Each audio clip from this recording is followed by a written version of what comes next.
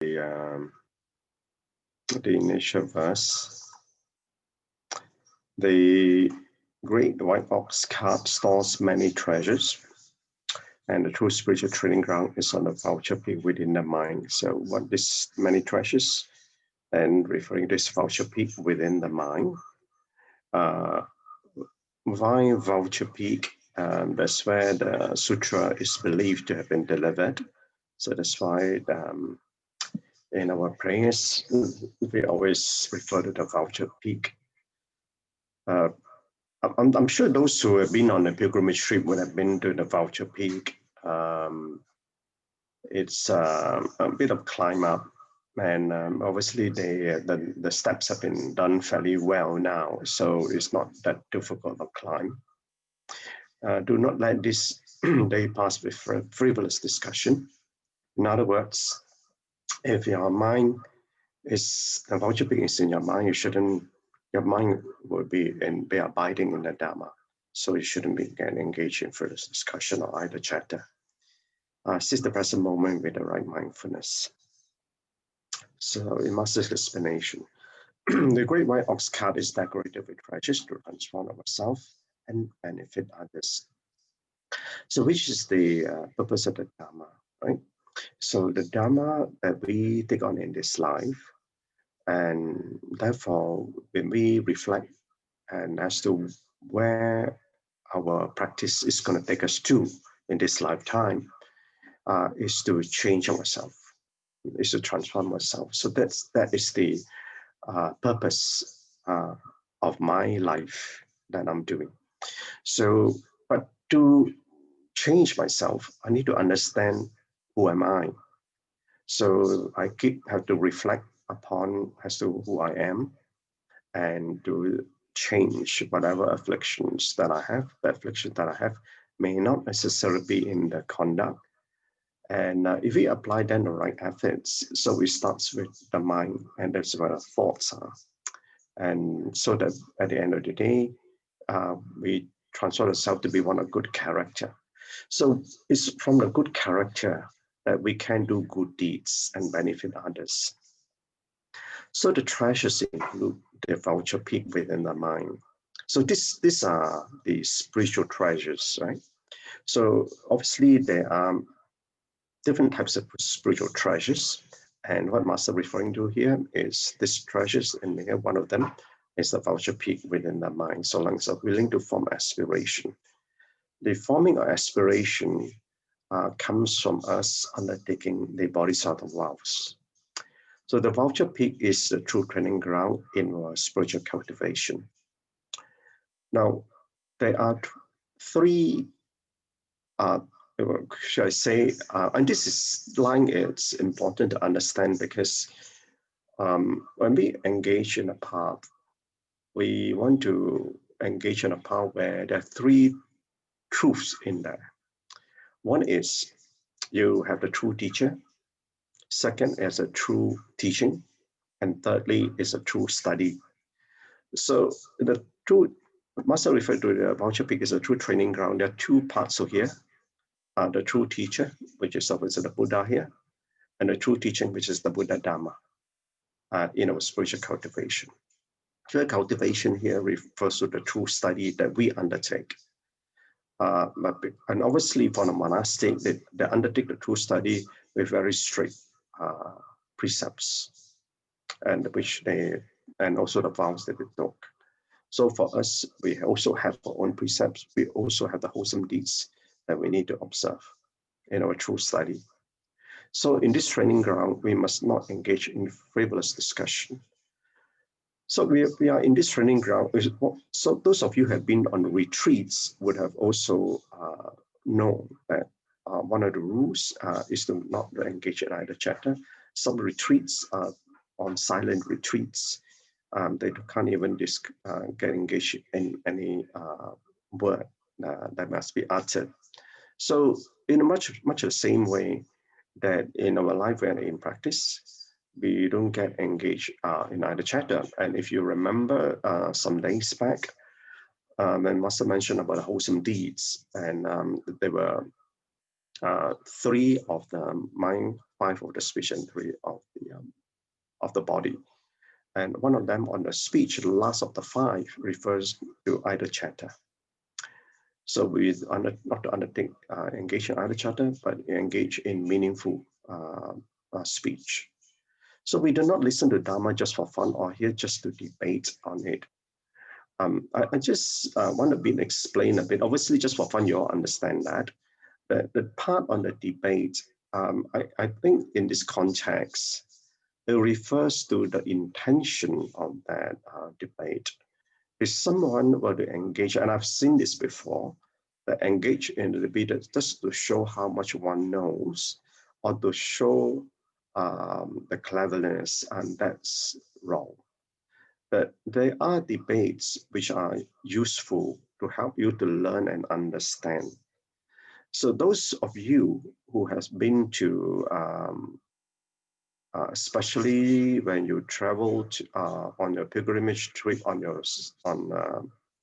to Lhasa in Tibet, or to Bhutan, or to or some part of it to Nepal as well, you'll find that in the Vajrayana practice, one of the training they do for young monks to engage in their own debates. Their own debates is for them to learn the Dharma. Okay, so the intention is important to understand in there. So, and that is, they're all close, all these debates that they have among the trainee Sangha members, they are very closely monitored by the master. So they engage in a or if you like, in a discussion on the Dharma. That's the way of, their way of training to discuss about the Dharma. So we learn the Dharma to apply in our practice, and that's important because knowing and understanding is all stored in the mind. That's all it ends. And because it's stored in the mind will die at the end of the life. So it's gone. Okay. So unless we are able to drive it forward, to change ourselves, transform ourselves, and that's important because if that doesn't transform ourselves, the Dharma will just remain in the 6th consciousness and doesn't go higher. But the 6th consciousness, 7th consciousness will dissolve at the end of life. So that we need to understand that wise Master emphasize about transforming ourselves and change our conduct. One can eliminate our unwholesome habitual tendencies and can then be joyful and peaceful. Again, this eliminate unwholesome habitual tendencies that arises from the 7th consciousness deposited from the 8th. And this time they need to transform ourselves. So when we transform ourselves, we dissolve our habitual tendencies. So when we do that, we will then have the inner joy and inner peace within us. When the Dharma is taken to heart, one can share with others with experiential learning by relating the application of Dharma so that others can be free from their mental afflictions. So this line here refers back to the part where Master said, do not here just debate on it, because when Dharma is taken to heart, when you engage in practice, you have the experiential learning. But when Dharma is stuck in the mind and get into a debate, there's no experiential learning arising from that. So that is where the major difference is, the intention of those discussions. And so that when then one shares with others, one can actually relate onto the Dharma because one has already experienced the Dharma. And say, I have already experienced that. And that's where the Dharma can be shared in a way that resonates with the heart. So we need to understand the Noble Eightfold Path well. So the 3 turnings and the 12 applications. The Buddha gave the teaching to the hearers, and always the hearers is about the Four Noble Truths and the Noble Eightfold Path. On the 3 turnings and the 12 applications of the Dharma wheel. Now, you know that the Four Noble Truths, and Master said they were actually profound. And but Brother Chris said we all need to understand the Four Noble Truths. and an over A4 path, whatever, but our view that we take, and that's absolutely true. Now, this was given to the 5 ascetics who were actually traveling with the Buddha to seek enlightenment, except that when he reached, and the Buddha meditated until it was almost skin and bones at Uruvela Valley, that he knew that that was not the way to attain enlightenment. Without a good body, how can he punish the body to the extent that how can you attain enlightenment in the mind when the body is damaged? And so that he realized that, and that's when he took the food, and the rest of the 5 ascetics left him. And when he attained enlightenment, he caught up with them.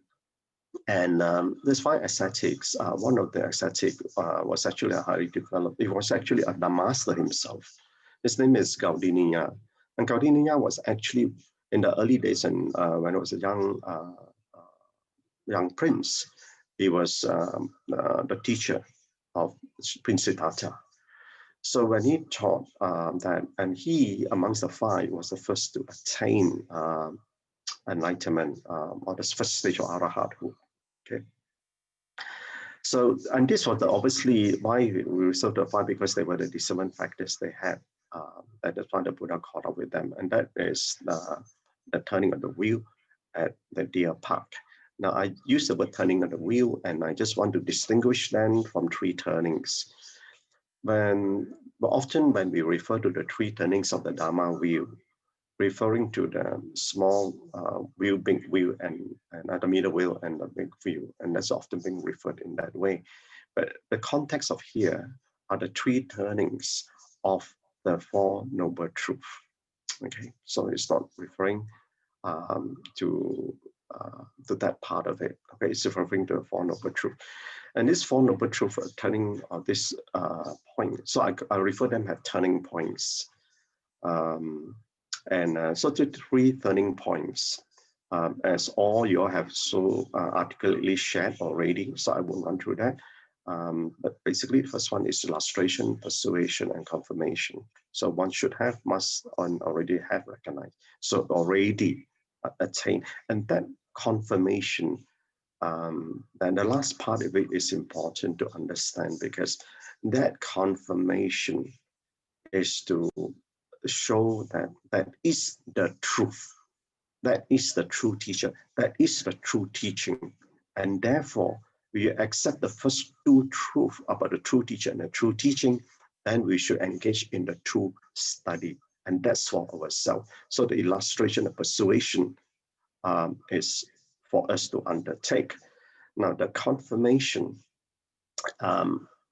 is to show the truth of the teaching. That teaching it is clear and is correct.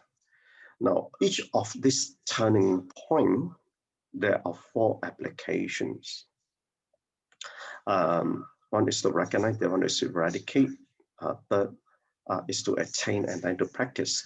So, but that is also resonate the point that I've been explaining to you all. It's about knowing, about understanding, about realizing, and getting into practice. Okay, so only then you can be able to have the experiential learning in your Dharma. So the 4 applications, each of them have the 3 turning. Each turning have 4 applications. That giving a total of 12 applications. So on Sister Moon's question about the turning of the Dharma wheel, and as you see, I think obviously it's a very good question, and you want to find out the truth of the answer. And as you know, that truth cannot be explained; it has to be well understood.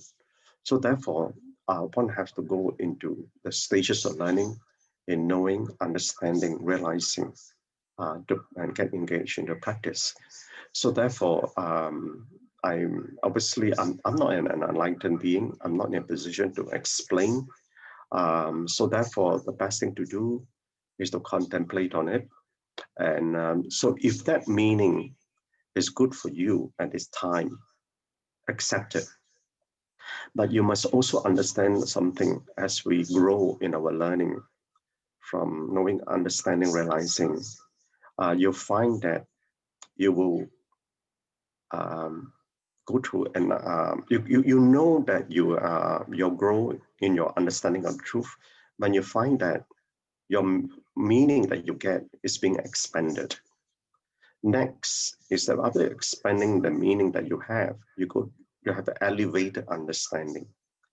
Once you have an elevated understanding, as you go further into your practice, you will evolve in your understanding. So understanding in the Dharma, in the same words being expressed, will go to changes. Okay, so that's how our mind gets transformed. That's what transformation of our understanding is. So expanding, elevating, and evolving. So the lessons learned. Suffering comes from direct circumstantial attribution arising from our causes. So you all know that. So the Buddha had already understood the path and eradicate his past condition. So this is, and again, a point that is a proof that that is indeed the correct path because he attained enlightenment and Buddha was the proof. So Buddha could come and go freely without his karma. So he's already dissolved all his conscious, but his consciousness is no longer with him. The karmic storehouse is no longer with him. So when he come and go freely between the enlightenment and the shore of samsara. So the body is our vessel of practice. And my master mentioned that the fivefold Dhammakaya or Dhamma body is precept, samadhi, wisdom, liberation, right? And there was, I think it was yesterday. So these are the excellent cards of wondrous treasures. So this also is another spiritual treasure, but therefore the body is a wondrous treasure in itself. Because without a body, how can we then be in practice? So therefore, it's very important for us, especially for us as householders, we have our own karmic responsibilities to fulfill. And that is important. We need to fulfill the karmic responsibilities. And so when we practice in the Dharma, we need to understand that we shouldn't do the level. And Buddha tried. And at Uruvela Valley, he tried to meditate to attain the enlightenment, couldn't. And he was actually destroying his body. So therefore, Master say, we need to appreciate this, that this is the body we have. We need to understand that. But this fivefold Dhammakaya, or precept, samadhi, wisdom, liberation, and a joy, a liberate understanding and a view, which is the perfect understanding of all these four, also transcend the five aggregates, right? Because when you have the fivefold Dhammakaya and you have a total understanding and hold the precepts, you will be in practice without deviation, right? We uphold the precepts. So when that happens, when a form arises, you'll be abiding in your precepts. When feeling arises, you're abiding in samadhi. When your your perception arises, you'll be abiding in wisdom. And when you are in mental volition, you're with a liberated understanding, are not afflicted, and no longer be bound by the samsaric worldly ways of thinking. And finally, your consciousness will be totally liberated because you have perfect understanding of all these four. So therefore, this fivefold Dhammakaya transcend the five aggregates. So we must make the effort to liberate ourselves from ignorance and afflictions, therefore, and so that we can leave the burning house. So in contemplation, I was trying to find a contemplation that refers to this turning, and I had an earlier contemplation, and that this part I have that refers to the part that I just explained about the understanding of meanings in the Dhamma, about expanding, elevating, and evolving. And these are what I call the turning points of understanding. So there are turning points in life for us to transform, right? And which is what Master explained about the turning points in the Four Noble Truth in our growth to understand the Dhamma. So each turning point is a moment of realization for us to grow, to change, and to transform. And this resonates well that when our meaning of understanding the Dharma, when it grows or when it expands, we also go in according to our practice. But if the mind, if we just grow in our understanding and that realization, and we do not get into practice, you don't, your inner self would not be growing, your consciousness will not be growing. So therefore, the moment realization for us to grow, so we need to apply that realization to grow, and we will change, and we will then transform ourselves. So the most sacred moment in our life is when we decided to lead the holy life, to return to our original nature. What is our original nature? Our original nature, our pure nature, the Buddha nature, and the true suchness of that. So the worldly life, it is deceptively illusory. And Master already explaining all these things. So now all these things are all residing in the five aggregates. So when we have the six roots mixed with the six dusts, and that give rise to our six consciousness with us, and all we have, you will have our own mental formation and what life should be, and all the worldly ways will come into the picture. So therefore, is the truth doesn't live in a worldly life, and we just need to understand, although we live in a worldly life, it's important that that worldly life does not live in us. So it is deceptive because the mind is immersed in living life in impermanence and fullness, which at the end of life is all impermanent and emptiness. So impermanent living life, that this is impermanent, and this is the inverted view, and fullness is that we live life to the full, we enjoy fully ourselves. This is the life of luxury, life of pleasure. But all these things come to naught at the end of the day. So life then is just a dream, right? Because it comes to a naught.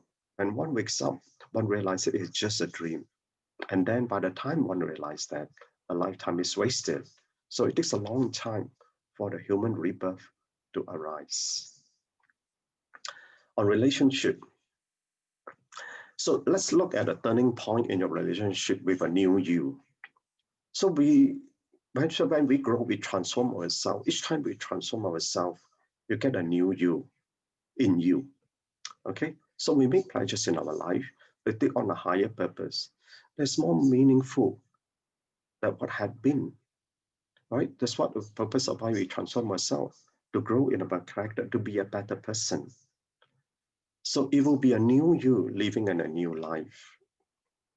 So the pledges will be the great turning point in your life, in our life, to step up in progress of our practice. Okay, current brothers and sisters. Endless great deal Gan En to our great brother Chin. Wonderful sharing.